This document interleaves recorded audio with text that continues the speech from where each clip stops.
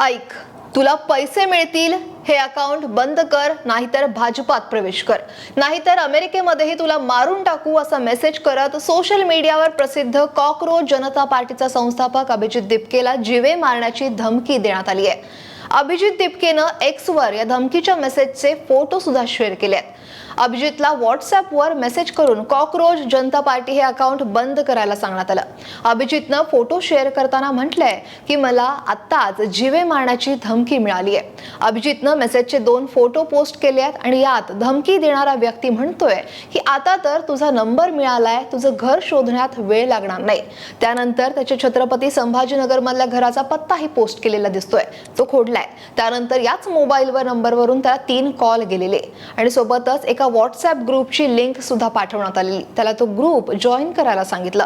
त्यानंतर अभिजितनं हा number block केला आणि ज्या मोबाईलवरून अभिजितला मेसेज आलेले तो भारतातलाच आहे.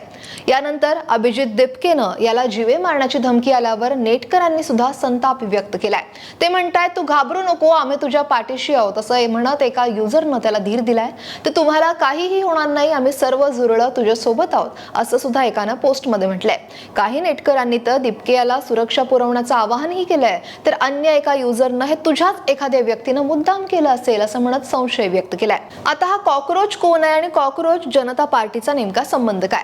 तर सरन्यायाधीश सूर्यकांत यांनी बेरोजगार तरुण आणि झुरळासंबंधी केलेल्या कथित वक्तव्यानंतर अभिजित दिपके यांनी सोशल मीडियावर कॉकरोच जनता पार्टी या नावानं अकाउंट सुरू केलं.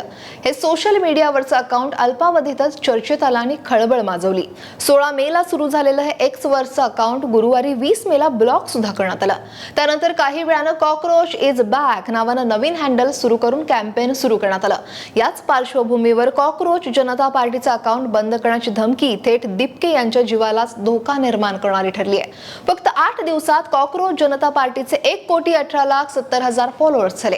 सोशल मीडियाच्या इतिहासात इतक्या कमी वेळात एखाद्या चळवळीनं फॉलोअर्सचा मिळवलेला हा सर्वाधिक आकडा आहे. देशातील सगळ्यात जास्त लोकप्रिय असलेला ब्लॉगर ध्रुव राठी याला सुद्धा कॉकरोच जनता पार्टीनं फॉलोअर्सच्या बाबतीत टेक ओव्हर केलंय. फक्त 144 तासात कॉकरोच जनता पार्टीनं 18.5 मिलियन सबस्क्रायबर मिळवलेत आणि हा एक इतिहास आहे.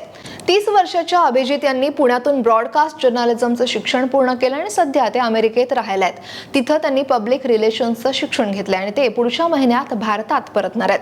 पण त्याआधीच त्यांना अटकेची भीती सुद्धा त्यांनी व्यक्त केली आहे. त्यांनी एका मुलाखतीत म्हटलं की दिल्लीत पाऊल ठेवताच अटक होण्याची मला भीती वाटतेय.